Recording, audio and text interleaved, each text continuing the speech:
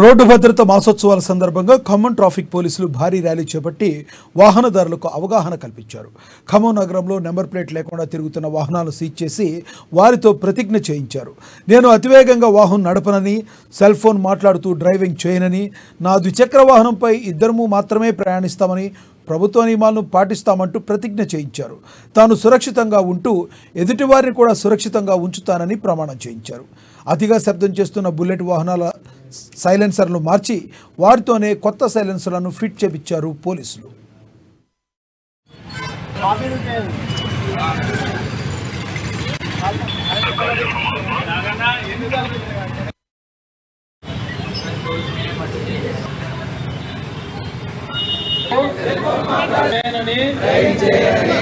నా ద్విచక్ర తామని కారులో పాటిస్తూ